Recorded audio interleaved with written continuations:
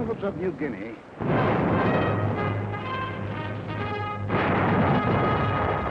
on the barren shores of the Aleutians, in the tropic heat of the Pacific Islands, in the sub-zero cold of the skies over Germany, in Burma and Iceland, the Philippines and Iran, France, in China and Italy, Americans fighting. Fighting over an area extending 7/8 of the way around the world. Men from the green hills of New England, the sun-baked plains of the Middle West, the cotton fields of the South, the close-packed streets, the teeming factories of Detroit, Los Angeles, the endless stretching distances of the Southwest, men hills and from the plains, from the villages and from the cities, bookkeepers, soda jerks, mechanics, college students, rich man, poor man, beggar man, thief, doctor, lawyer, merchant, chief, mountain fighting men. Yet 2 years ago, many had never fired a gun or seen the ocean or been off the ground. Americans, fighting for their country while half a world away from it, fighting for their country and for more than their country, fighting for an idea. The idea bigger than the country. Without the idea, the country might have remained only a wilderness. Without the country, the idea might have remained only a dream.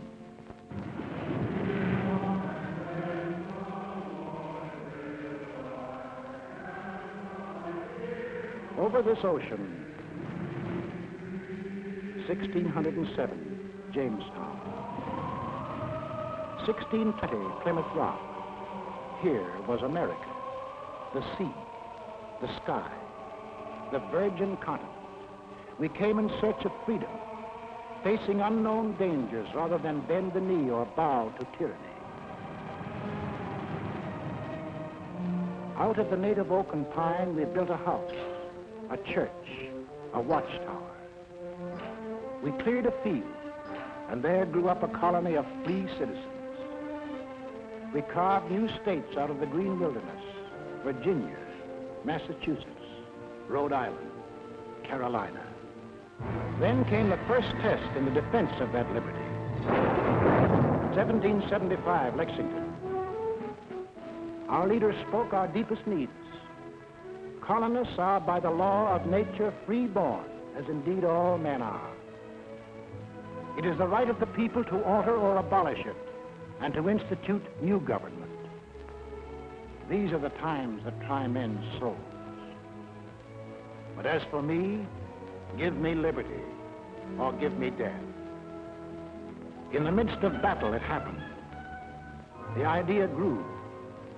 The idea took form. Something new was expressed by men, a new and revolutionary doctrine, the greatest creative force in human relations. All men are created equal. All men are entitled to the blessings of life, liberty, and the pursuit of happiness. That's the goal we set for ourselves. Defeat meant hanging. Victory meant a world in which Americans rule themselves. 1777, Valley Forge. We fought and froze, suffered and died. For what? For the future freedom of all Americans. A few of us doubted and despaired. Most of us prayed and endured all. 1781. Now we were a free, independent nation. The new idea had won its first test. Now to pass it on to future Americans. The Constitution, the sacred charter of we the people. The blood and sweat of we the people. The life, liberty, and happiness of we the people. The people were to rule, not some of the people, not the best people or the worst, not the rich people or the poor, but people, all the people.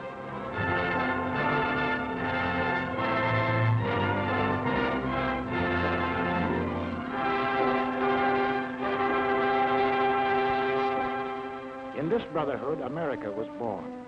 One nation, indivisible, with liberty and justice for all. We began as 13 states along the Atlantic seaboard. We pushed across the Alleghenies, the Ohio River, the Mississippi, the last far range of the distant Rockies. We carried freedom with us. No aristocratic classes here, no kings, no nobles or princes, no state church, no courts, no parasites, no divine right of man to rule man. Here, humanity was making a clean, fresh start from scratch. Behind us, we left new states, chips off the old blocks welded together by freedom.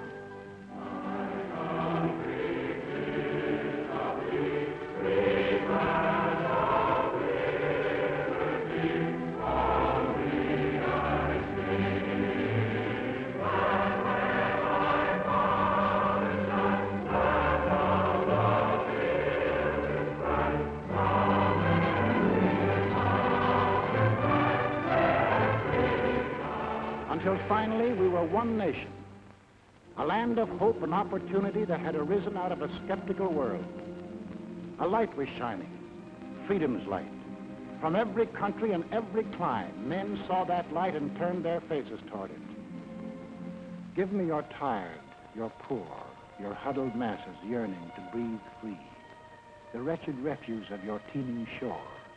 Send these, the homeless, tempest-tossed, to me. I lift my lamp beside the golden door. As strangers to one another, we came and built a country, and the country built us into Americans. The man of old nations was poured out to build the new. The sweat of our first settlers, the English, the Scotch, the Dutch, building the workshop of New England, of the Italian in the sulfur mines of Louisiana, of the Frenchman and the Swiss in the vineyards of California and New York State, of the Dane, the Norwegian, the Swede, seeding the good earth to make the Midwest bloom with grain, of the Pole and the Welshman, of the Negro harvesting cotton in the hot southern sun, of the Spaniard, the first to roam the great Southwest, of the Mexican in the oil fields of Texas and on the ranches of New Mexico, of the Greek and the Portuguese harvesting the crop the ocean yields, of the German with his technical skill, of the Hungarian and the Russian, of the Irish, Slav, and the Chinese working side by side. The sweat of Americans, and a great nation was built.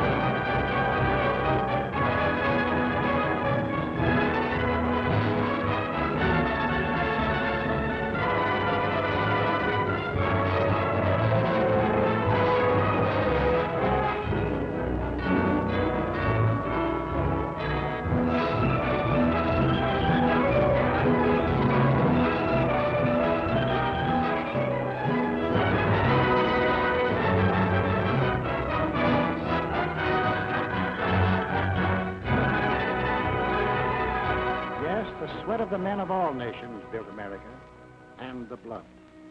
For the blood of Americans has been freely shed.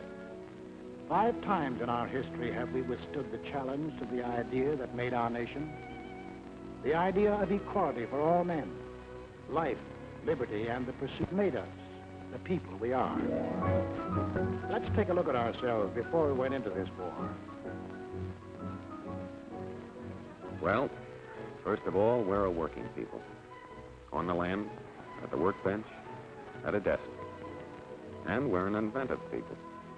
The lightning rod, cotton gin, the telegraph, the blessed anesthesia of ether, the rotary printing press, the telephone, electric welding, the incandescent lamp, the submarine, the steam turbine, the motor-driven airplane, the X-ray tube, the gyroscope compass, the sewing machine, television. All these and countless more bear witness to our inventiveness.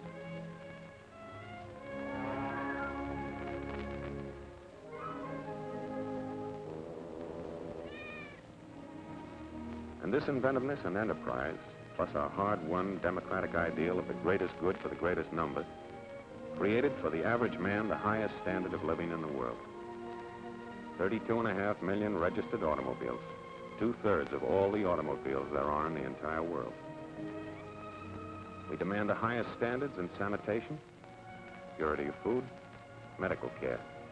Our hospitals are models for the world to copy.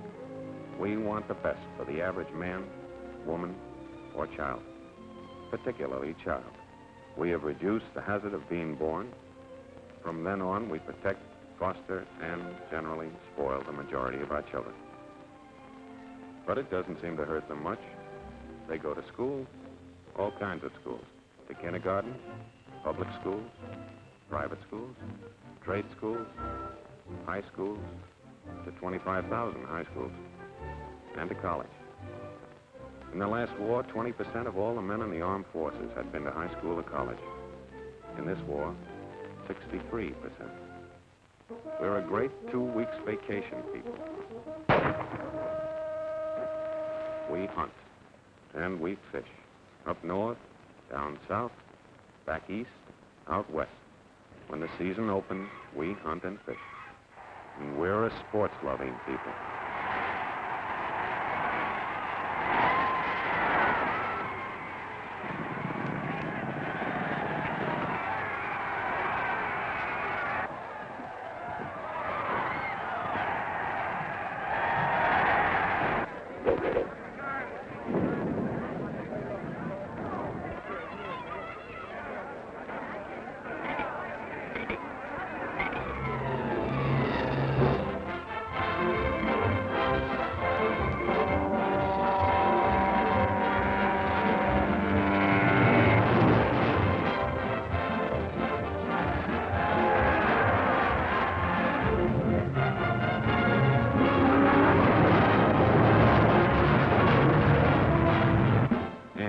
Probably the travelingest nation in all history. We love to go places.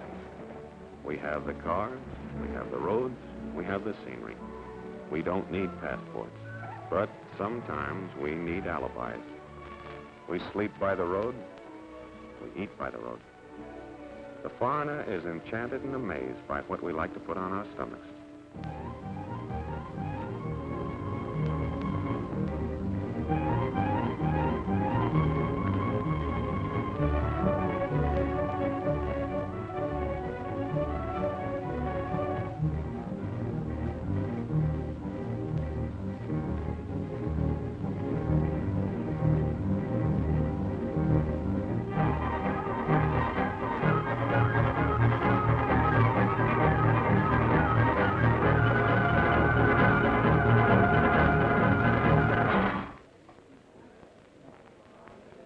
We're a great joining people. We join clubs, fraternities, unions, federations. Shove a blanket us, we'll sign up. Radios, we have one in the living room. When you think of refreshment, think of the dining room, the bedroom, the bathroom, in our cars, and in case of acid indigestion, in our hands, and up our sleeves. Does your cigarette taste different lately? Music, we couldn't be without it.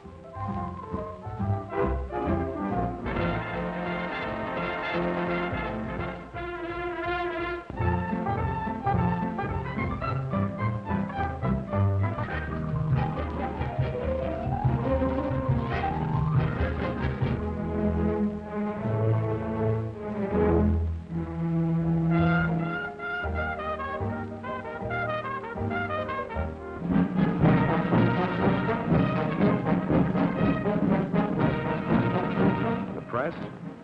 Yes, it's the biggest, but most important, it's the freest on earth. Over 12,000 newspapers of all shades of opinion, books on every conceivable subject, and more than 6,000 different magazines, not counting the comics. Churches, we have every denomination on earth. 60 million of us regularly attend, and no one dares tell us which one to go to. We elect our own neighbors to govern us. We believe in individual enterprise and opportunity for men and women alike. We make mistakes. We see the results.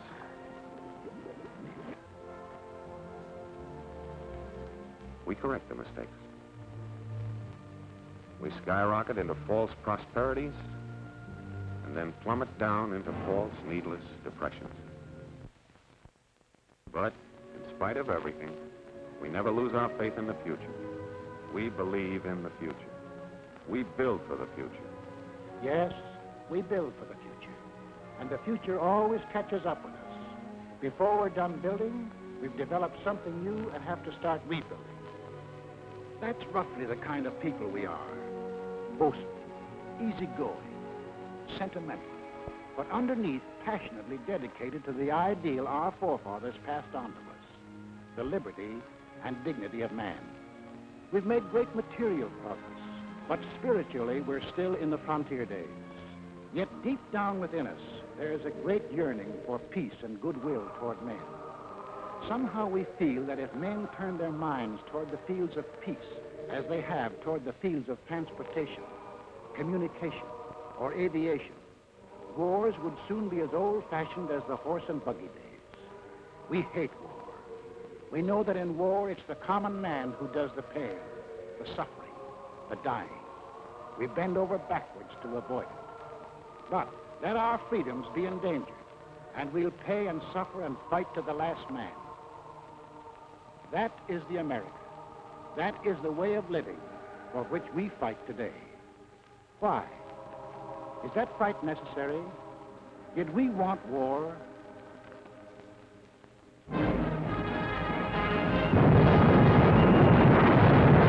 In 1917, before most of you fighting men were born, our fathers fought the First World War to make the world safe for democracy, for the common man. They fought a good fight. There was to be no more war in their time or their children's time. Faithful to our treaty obligations, we destroyed much of our naval tonnage. Our army went on a reducing diet until it became little more than a skeleton. For us, war was to be outlawed. For us, Europe was far away. And as for Asia, well, that was really out of this world, where everything looked like it was torn from the National Geographic. Yet, in this remote spot in Asia, in 1931, while most of you were playing ball in the sandlots, this war started. Without warning, Japan invaded Manchuria.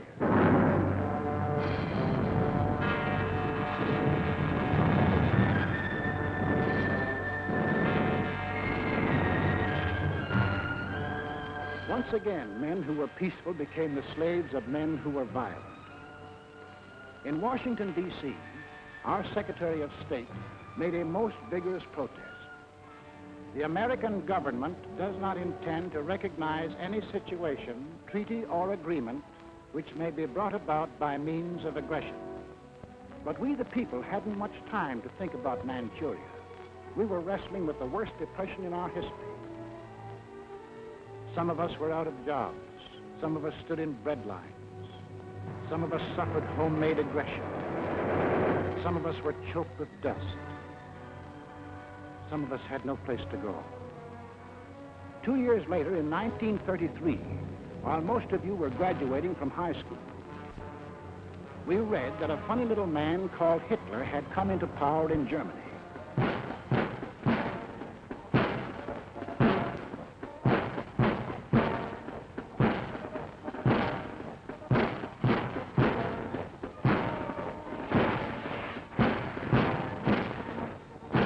We heard that a thing called the Nazi Party had taken over.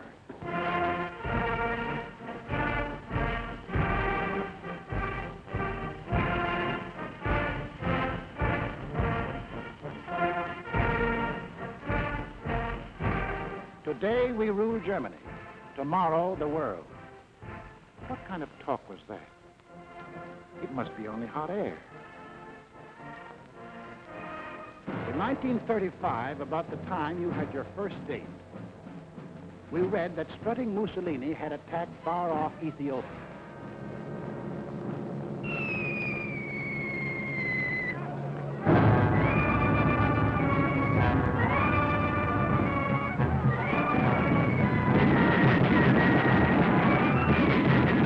The disease seemed to be spreading, so Congress assembled to insulate us against the growing friction of war.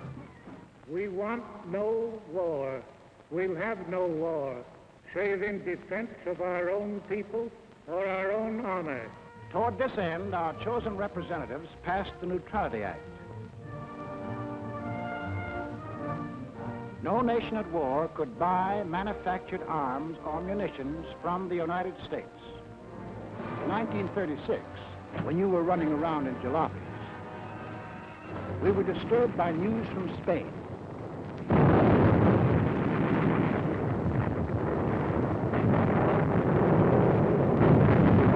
In our newsreels, we saw German and Italian air forces and armies fighting in Spain and wondered what they were doing there.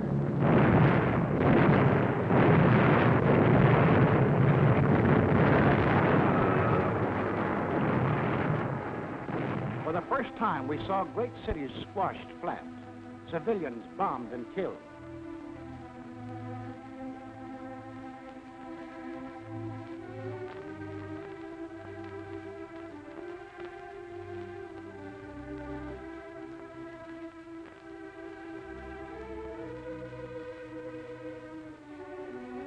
In November 1936, the American Institute of Public Opinion, known as the Gallup Poll, asked a representative cross-section of American people, if another war develops in Europe, should America take part again?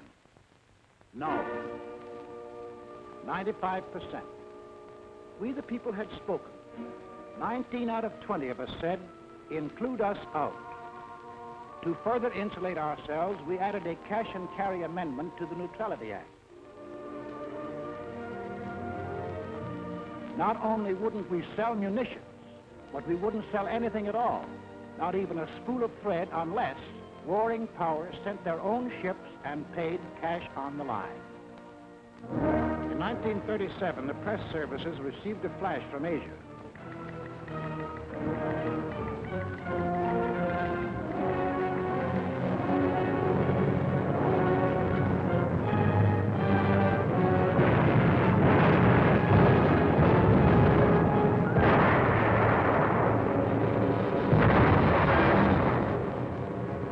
The Japs were turning Asia into a slaughterhouse. But for us, Asia was still far away. In September 1937, the Gallup poll asked us, in the present fight between Japan and China, are your sympathies with either side? We answered, with China, 43%. With Japan, 2%.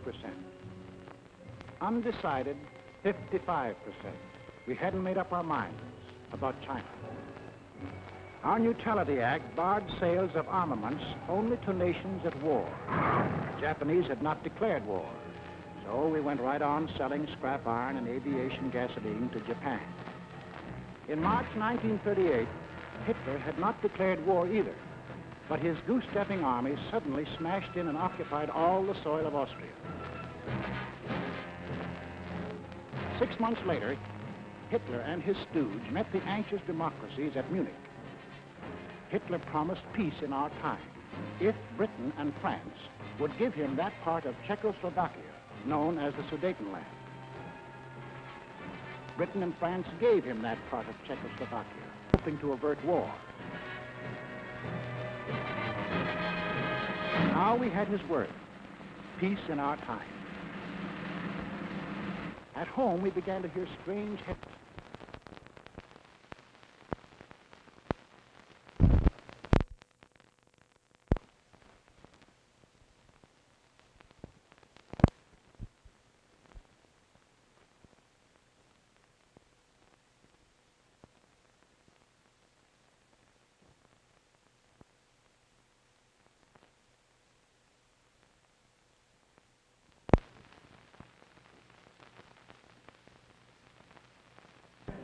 the United States justice. We read that the Tokyo Diet was appropriating tremendous sums, converting Japan into one vast munitions plant.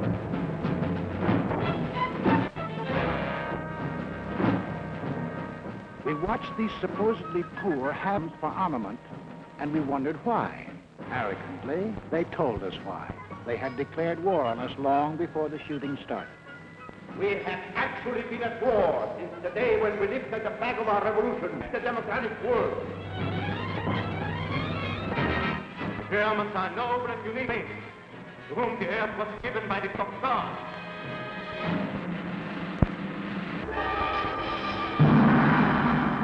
The world must come to look upon our emperor as the great ruler of all nations.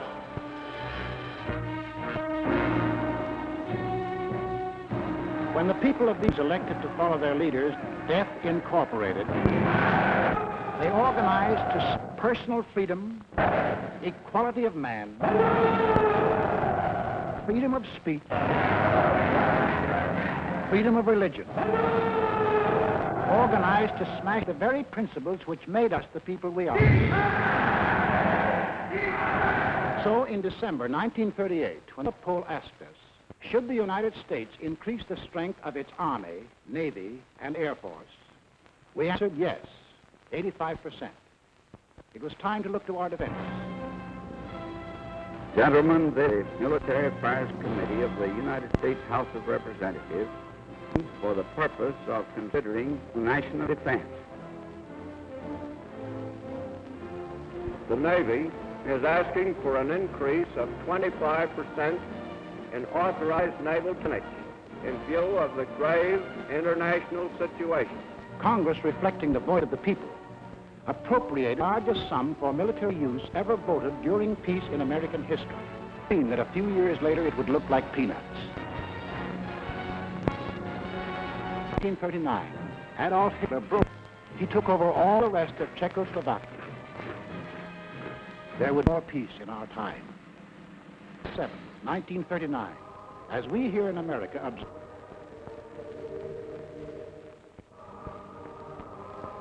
Mussolini and paper extra for Italy attacks Albania.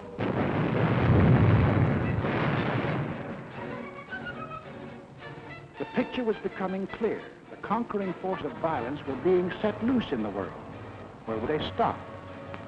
In a last desperate effort to avert a world war, President Roosevelt, as a neutral, sent messages to Hitler and Mussolini, asking their promise to respect the independence of 30 free countries. To Adolf Hitler, this message was a huge joke as he repeated the names to a jeering Reichstag. Sweden, Denmark, Niederlande, Belgien, Großbritannien, Irland, Frankreich, Portugal, Spanien, die Schweiz, Liechtenstein, Luxemburg, Polen, Ungarn, Rumänien, Jugoslawien, Russland, Bulgarien, Türkei, Arabien, Syrien, Palästina, Ägypten. This was the only answer the president received. On September the 1st, 1939, the Nazi army smashed into Poland.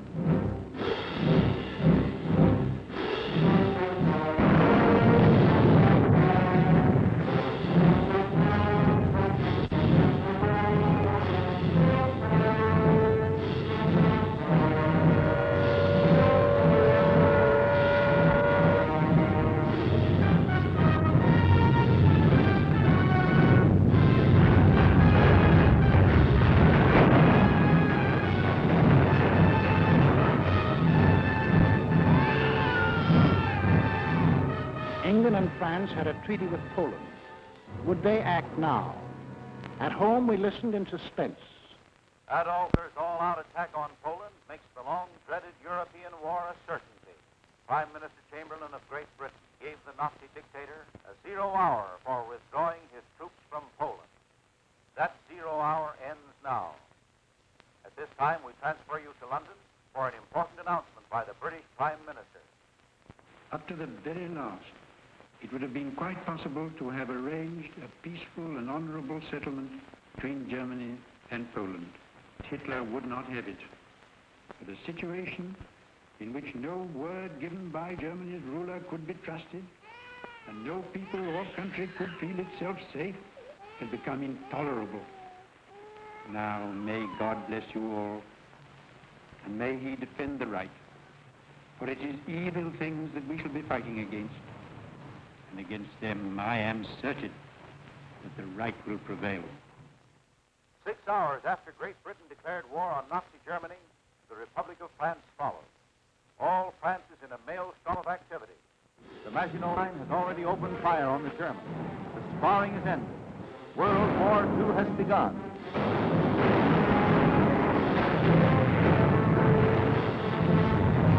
At home, we were asked, what country's in this war? 82%. We Americans had it. Also, we began to fear that this war was going to concern us. President Roosevelt called a special session of Congress to reconsider the embargo against selling munitions. I have asked the Congress to reassemble in extraordinary in order that it may consider and act on changes in our neutrality law. The men of Congress wrestled with their beliefs and our futures. They debated and they argued. The arms embargo is far too great a security to American peace to permit its surrender without a last-ditch fight. The Embargo Act, as it now stands, is one-sided and works entirely to the advantage of one side. Therefore, the Embargo Act should be modified. We, the people, also debated and argued whether we should sell arms and munitions.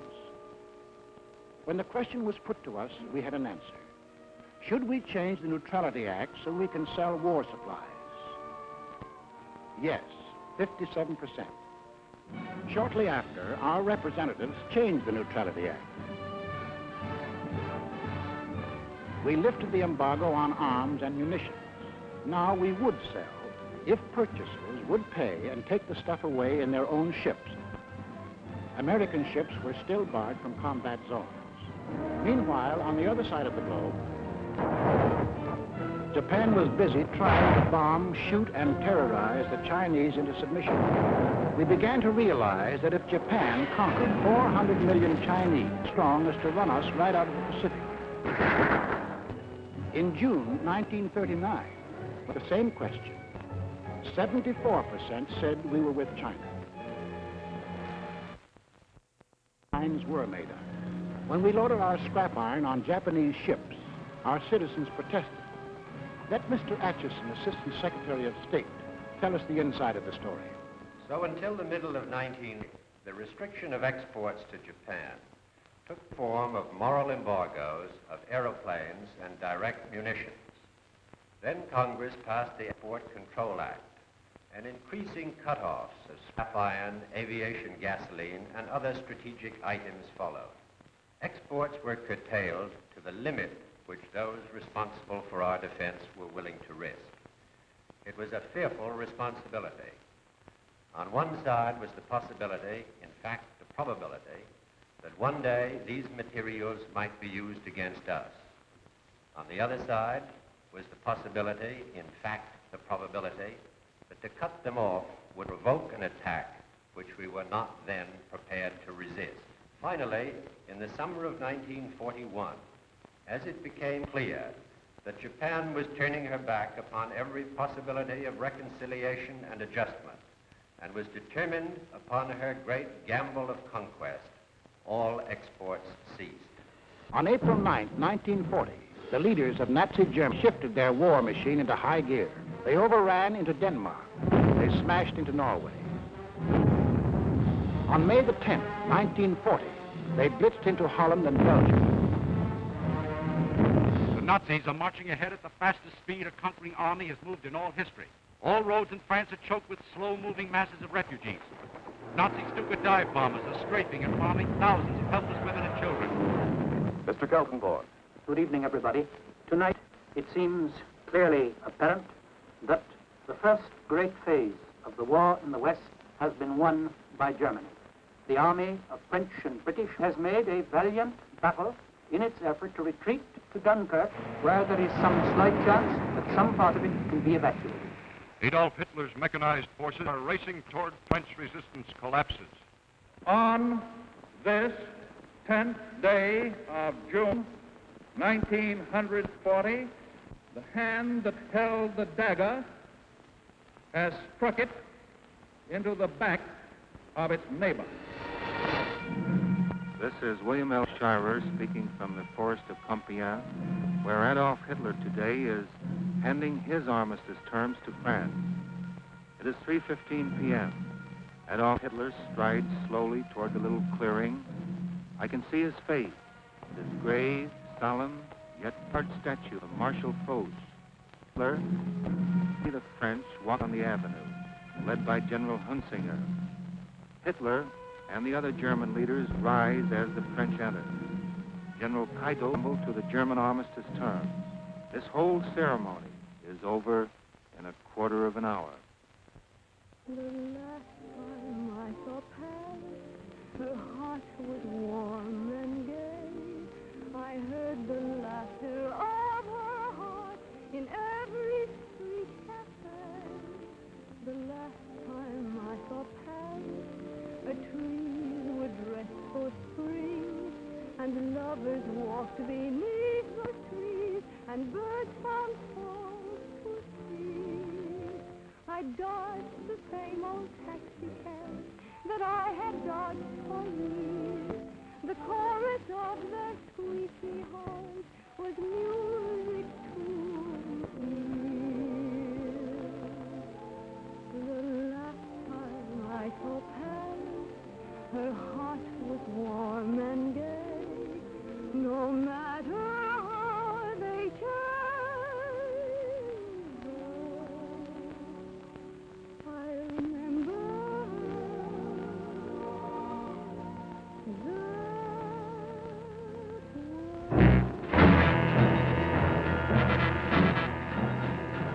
The conquering army now stood on the shores of the Atlantic.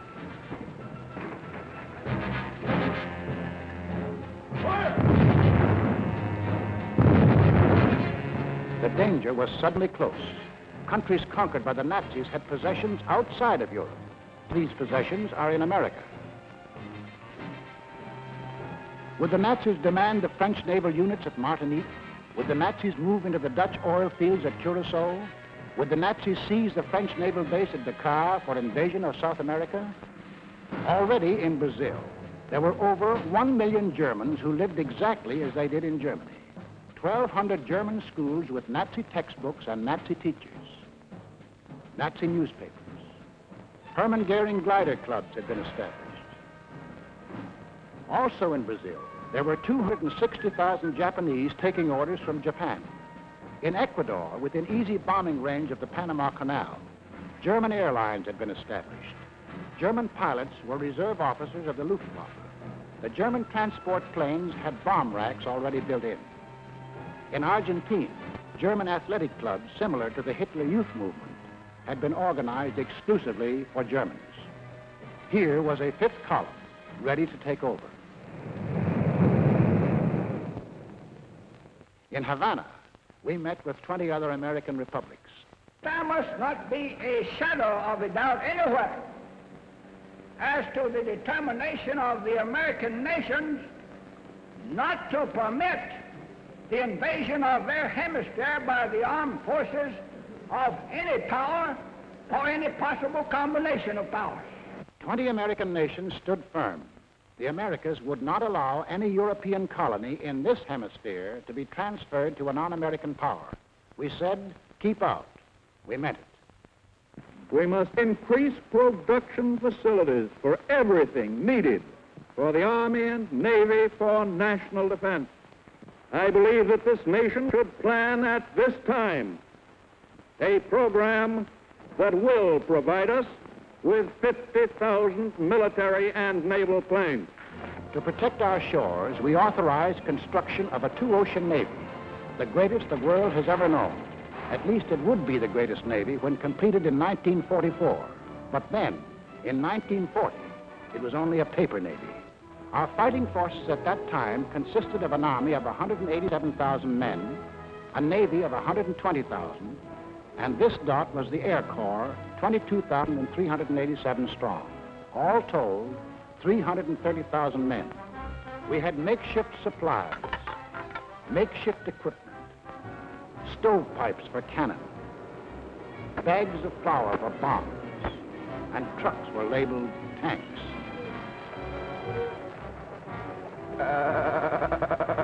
Our infantry had exactly 488 machine guns. We possessed 235 pieces of field artillery, 10 light and 18 medium tanks. That was the Army of the United States in May 1940, the month in which the Nazis overran France. So we called our Minutemen, the National Guard of the 48 states, and placed them into federal service.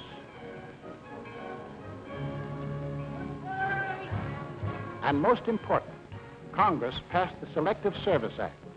For the first time in our history, we began mobilizing an army while still at peace. The first number is serial number 158. This is the Army, Mr. Jones. No private room or telephone. You had your breakfast in there before, but you won't have it there anymore. The second number, which has just been drawn, is 192. This is the Army, Mr. Green. We like the barracks nice and clean. You had a housemaid to clean your floor, but she won't help you out anymore. Do what the buglers command. They're in the Army and not in a band. This is the Army, Mr. Brown. You and your lady went to town. She had you worried, but this is war, and she won't worry you anymore.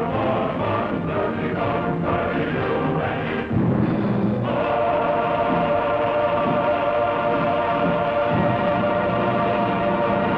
It wasn't too soon. Time was running out. The Nazis had begun their shattering blitz on Britain. Hello, America. This is Edward Murrow speaking from London. There were more German planes over the coast of Britain today than at any time since the war began. Anti-aircraft guns were in action along the southeast coast today.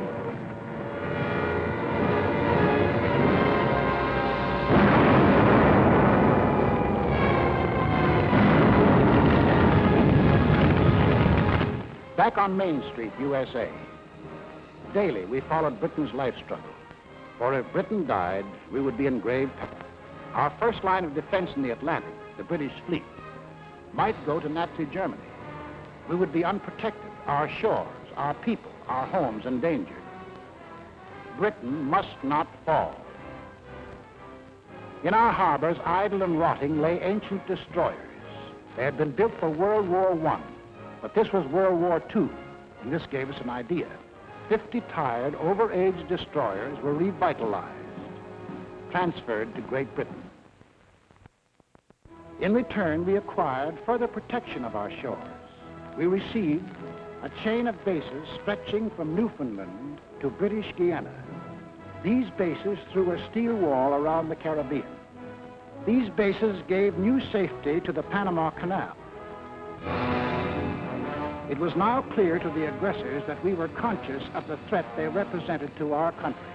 Mr. Burley, Assistant Secretary of State, will tell us how they got together and tried to scare us off. From 1936 on, it became increasingly clear to the world that Germany, Italy, and Japan were pursuing a common pattern of aggression, both in Europe and in the Far East. On September 27, 1940, these three powers signed the so-called Pact of Berlin, or Tripartite Pact, a treaty of far-reaching alliance. By that treaty, it was provided that the three countries would assist one another with all political, economic, and military means when one of the powers was attacked, note particularly the use of the word attacked, by a power not then involved in the European war. or in the Chinese-Japan plate. The last of these provisions was aimed directly at the United States. Tokyo celebrates.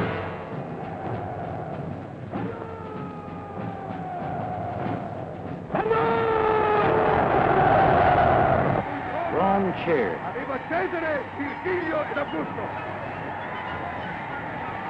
Berlin hired itself forth. It was clear now that the three Axis countries definitely stood against us. More anxious than ever, we watched the life and death struggle for the possession of the skies over Britain.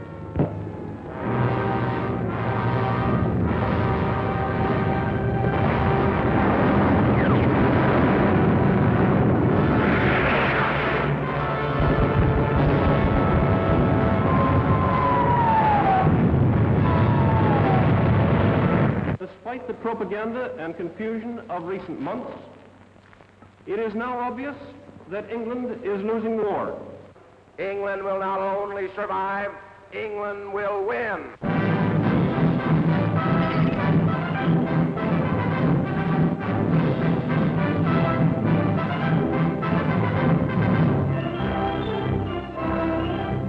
So, when we were asked, should we keep out of war or aid Britain even at the risk of war?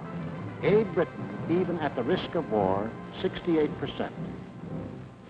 The march of conquest, the self-termed master races, changed out in war. To 1941, 15 out of 20 Americans were willing to risk war if war was necessary to ensure Axis defeat. I've asked this Congress for authority and for funds sufficient to manufacture additional munitions and war supplies of many kinds to be turned over to those nations which are now in actual war with aggressor nations.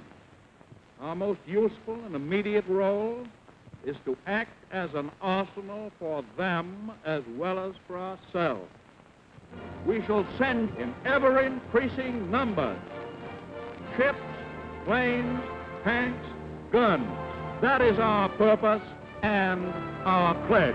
By an overwhelming majority, Congress passed Lend-Lease, Bill number 1776, another declaration of independence.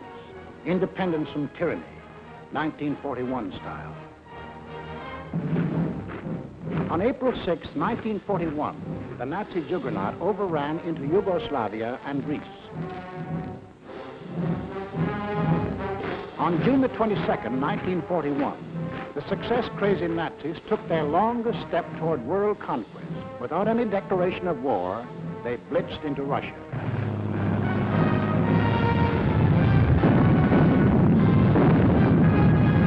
We were determined not to let down any nations defending themselves against unprovoked attack.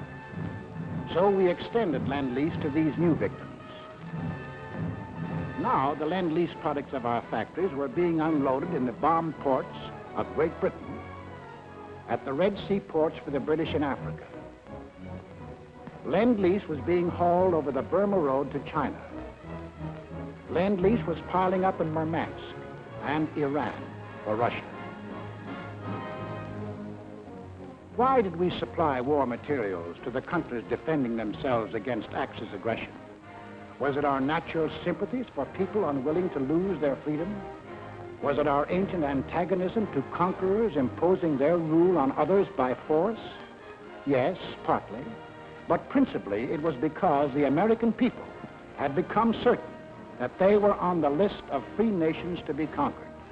Two worlds are in conflict, two philosophies of life. One of these two worlds must break asunder.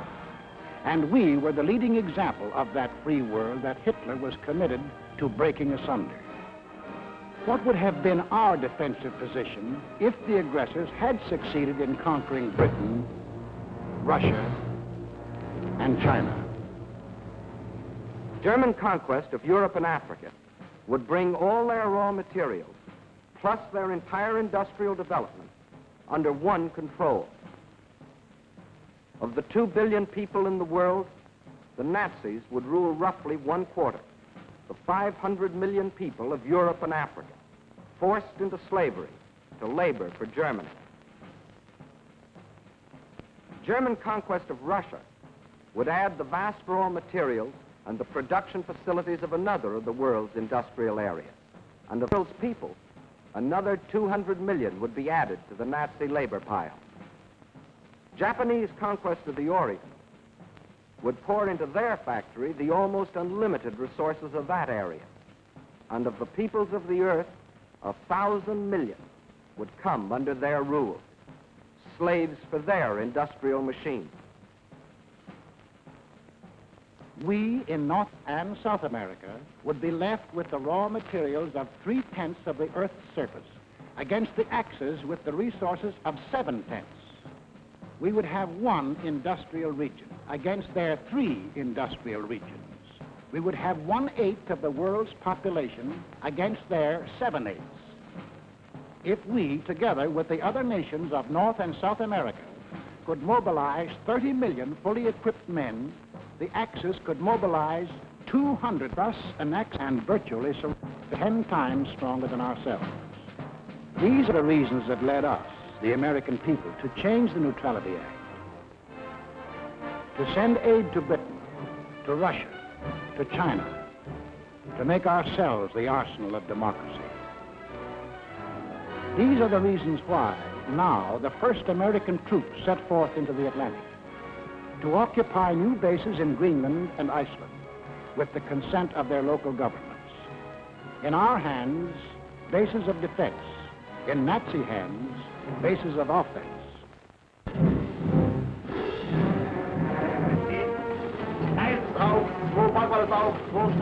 The Germans opened unrestricted submarine warfare.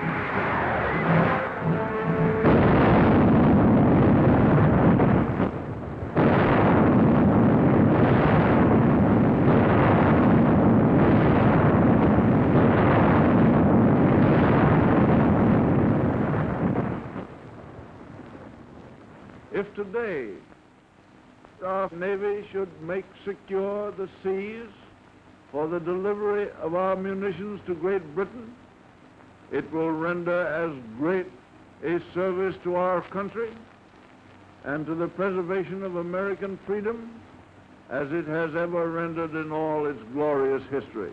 We want those cargoes protected.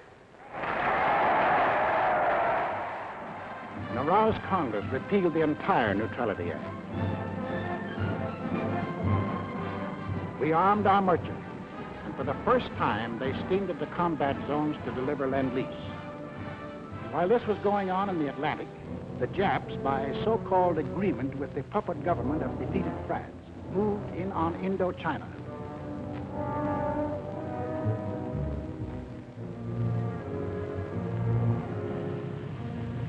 There were now only 2 threats to their plan for conquest of Greater East Asia. First was their northern neighbor, Russia, the only military power within striking distance of Japan. The Nazis were taking care of Russia. The second threat to Japanese conquest was us. Japanese southward expansion was too dangerous to attempt with our bases still standing in the Philippines and our supply lines open to Wake, to Midway, and to Hawaii. We were in their way. We had to be removed, but in the Japanese way. Off to Washington went Special Ambassador Curaçao on what the Japs said was a mission of peace, but carefully synchronized with his department of a Jap task force under sealed orders, not on a mission of peace. On November 14th, Mr. Curaçao arrived in San Francisco, smiling his toothy smile as he sang the old song of Japanese friendship. The Japanese were a peace-loving people. Their whole policy was devoted to the establishment of permanent peace in Asia. Our aid to China was delaying the establishment of that peace. Our refusal to sell them oil and scrap was interfering with the establishment of that peace. Our objections to their taking over the East Indies, Greater East Asia, was an interruption in the establishment of that peace. All they wanted was peace. On November 17th, Mr. Curaçao and Japanese Ambassador Nomura were received by the President in the presence of the Secretary of State, Cordell Hull. It very quickly became clear that the Japanese had brought no new proposals and that the Japanese intended to continue their campaign to conquer China and all East Asia. However, on November 26th, our Secretary of State presented the Japanese with the basis for peaceful agreement between the two nations. The proposal was forwarded to Tokyo. The Japs had to stall for time, but only a short time. The task force was nearing its goal. Sunday, December 7th, 1941.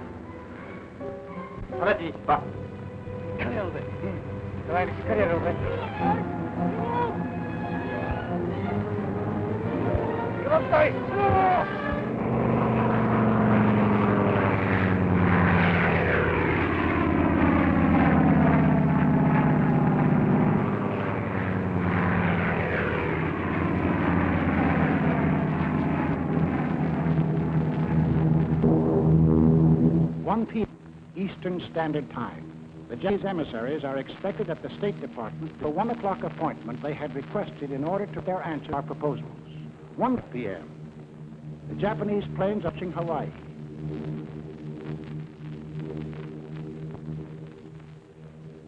1:10 p.m. The Japanese emissaries telephoned to postpone their appointment until 1:45. 1:20 p.m.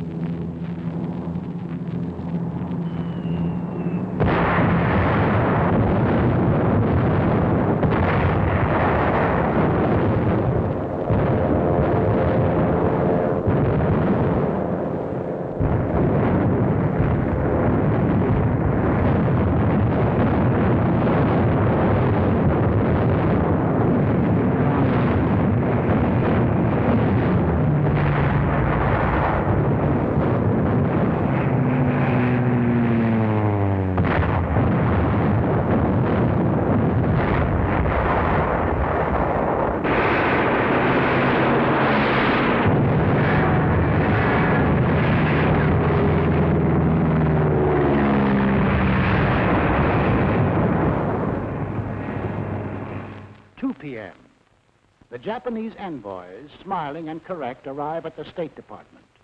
2:20 p.m.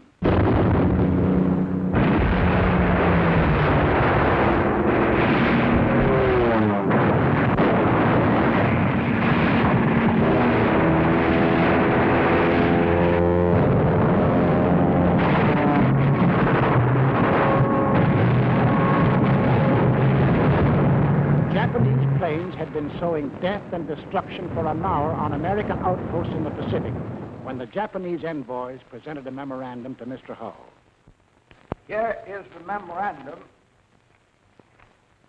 presented to me.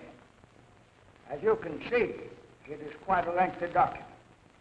I read it hurriedly, discovering that it contained a recital of monstrous accusations against the United States, charging it, among other things, with, quote, scheming for the extension of the war, preparing to attack Germany and Italy, two powers striving to establish a new order in Europe, and ignoring Japan's sacrifices in the 4 years of the China affair, menacing the empire's existence itself, and disparaging its honor and prestige. After reading the note, I said to the Japanese emissaries, I have never seen a document that was more crowded with infamous falsehoods and distortions on a scale so huge that I never imagined that any government on this planet was capable of uttering them.